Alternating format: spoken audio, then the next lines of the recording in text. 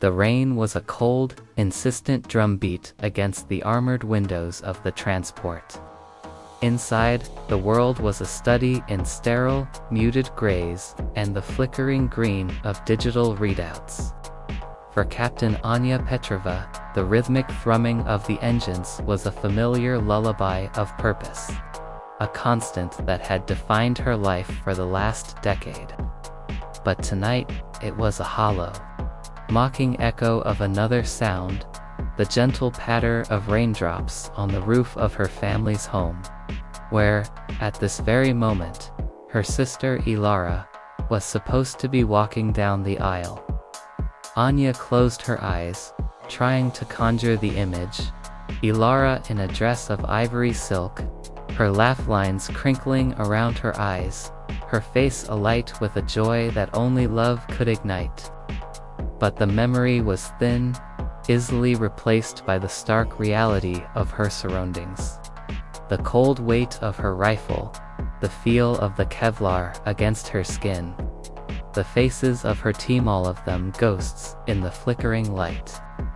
They were deep in enemy territory, a place of shadows and secrets, hunting for a ghost of their own, a former operative who had turned traitor, a man named Markov, whose knowledge of their network posed a catastrophic threat. The mission was a high-stakes, low-visibility extraction, and it had been sprung on her with a suddenness that still left a bitter taste in her mouth. She had been on leave, helping Ilara pick out flowers, agonizing over bridesmaid dress colors, and secretly wishing for a simple, quiet life. Then, the call came. The coded message was brief, a single word that shattered her peaceful life. Echo. It was the highest priority, the kind of mission that demanded her immediate return, no questions asked. She had packed her bags in a daze, leaving behind a bewildered and tearful Ilara, a half-finished toast, and a future she was just beginning to imagine for herself. Just a few more hours, Anya, she had promised her sister, her voice thick with a lie she hoped would become the truth. I'll be there. I'll make it to the reception. But now, huddled in the belly of an armored transport, thousands of miles away, she knew the promise was a hollow one.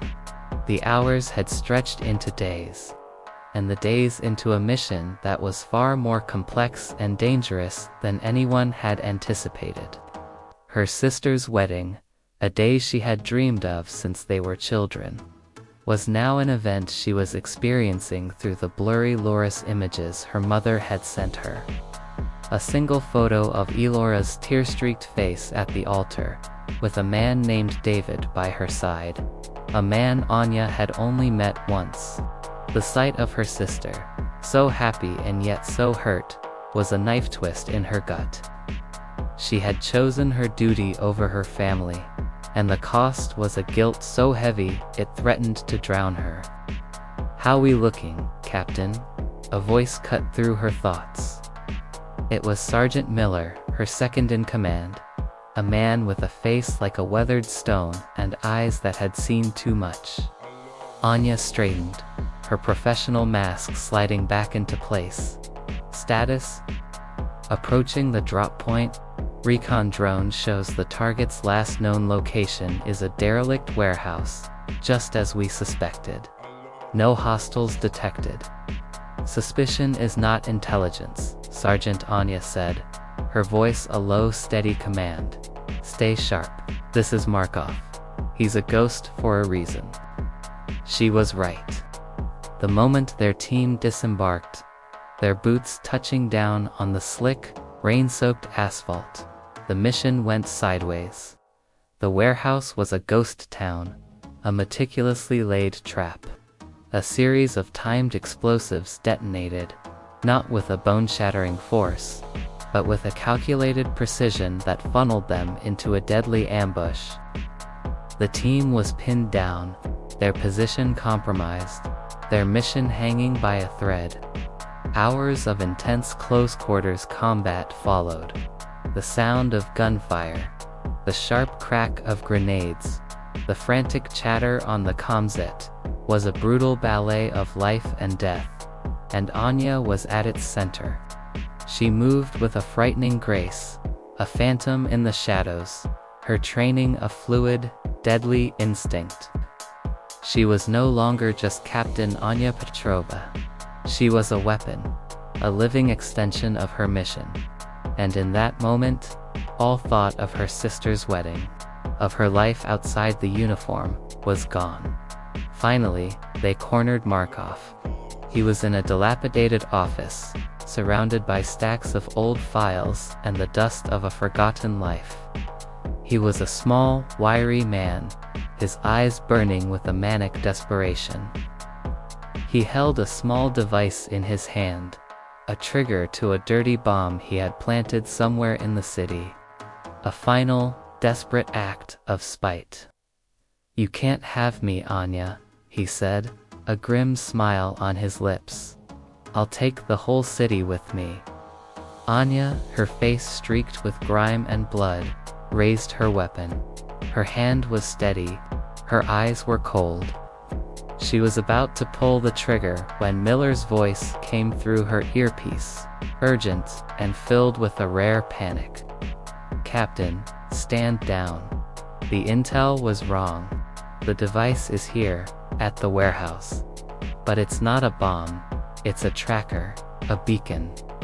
And he's using it to draw attention to our position."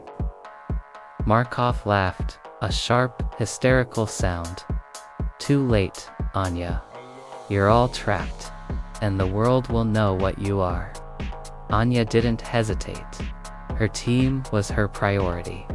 The mission could be compromised, but her people would not die. She fired, not at Markov, but at the device in his hand.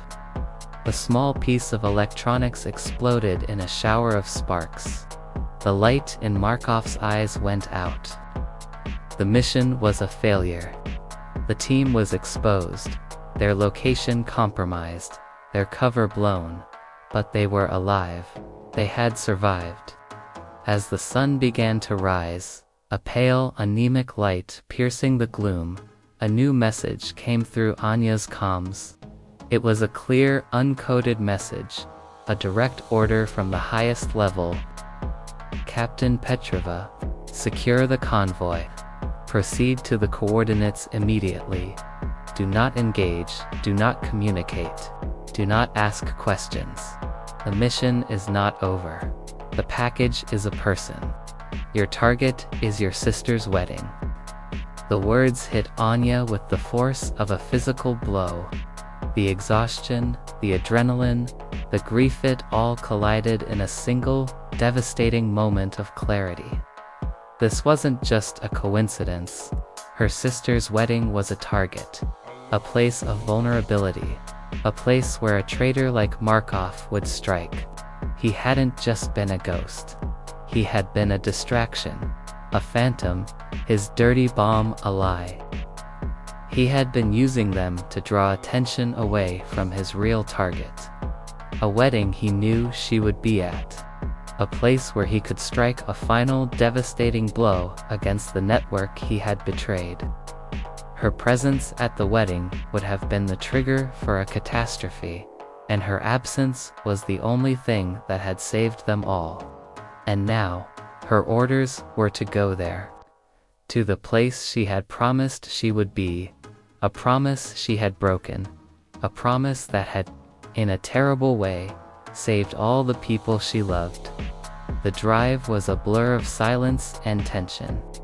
The team, battered and bruised, sat in grim silence, their eyes on Anya, their unspoken questions hanging in the air. She didn't answer them. She couldn't.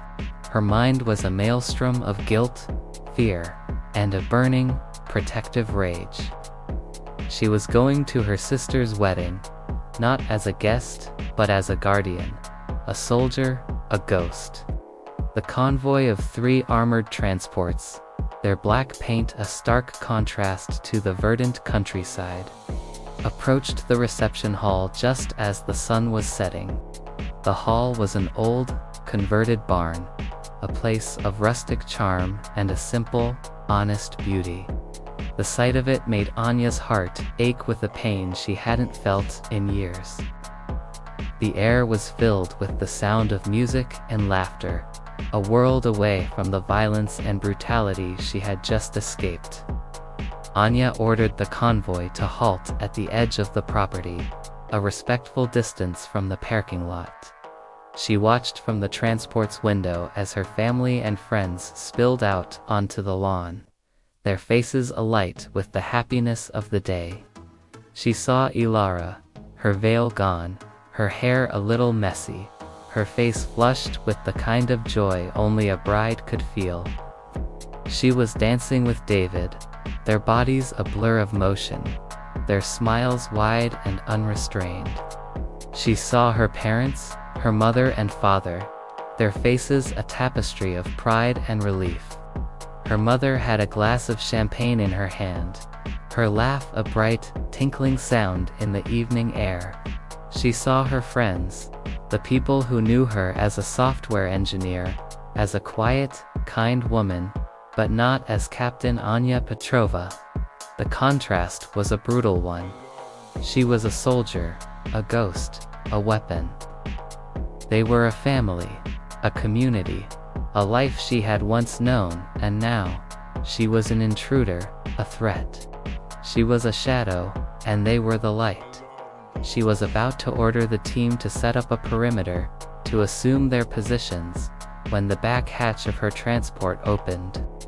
The air that rushed in was cool and smelled of pine and rain, not blood and gunpowder.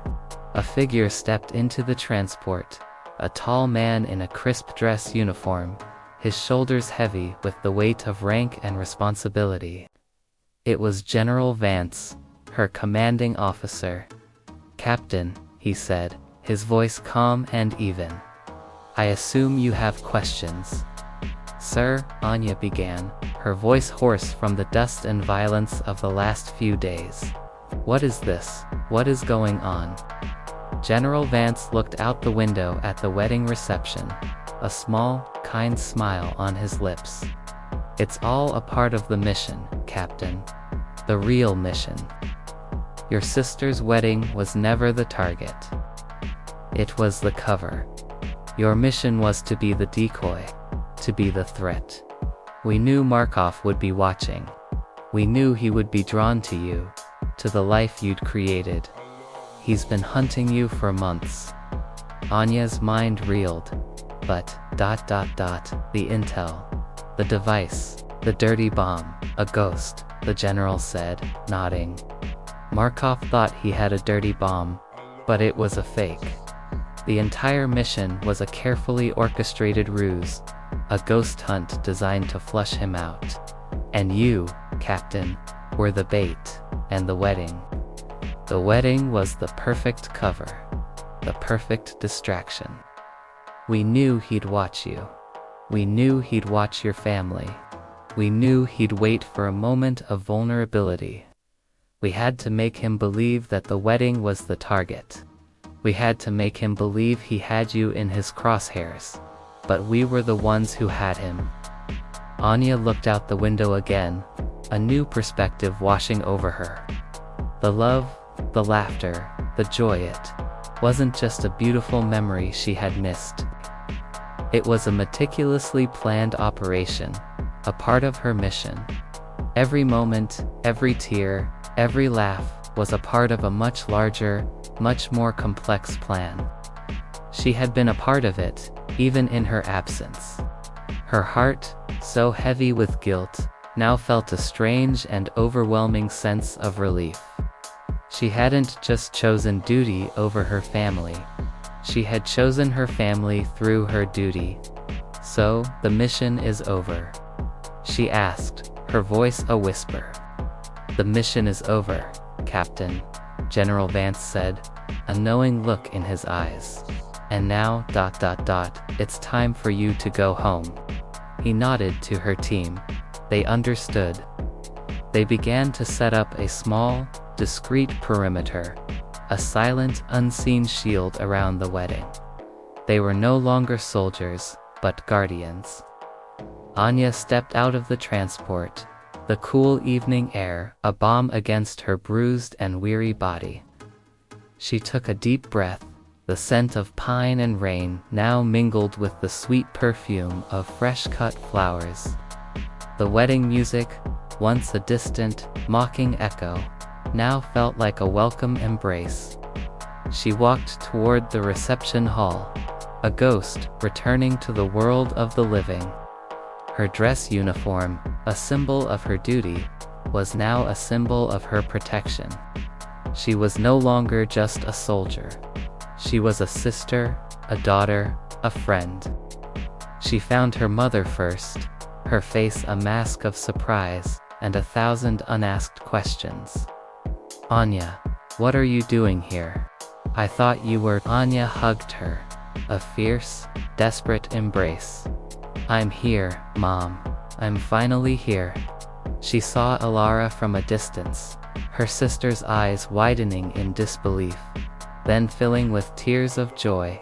Ilara, followed by David, ran toward her, her dress a blur of ivory silk. They embraced a reunion of love and relief, of promises broken and then, in a strange, beautiful way, kept. "Anya," Ilara whispered, tears streaming down her face. "I thought you were dead. I thought I'd never see you again." "I told you I'd make it," Anya said, a small, genuine smile on her lips. "I told you I'd be at the reception." She looked at David, a quiet man whose face was a mix of confusion and relief. She shook his hand, a silent, heartfelt thank you for being there for her sister when she couldn't be.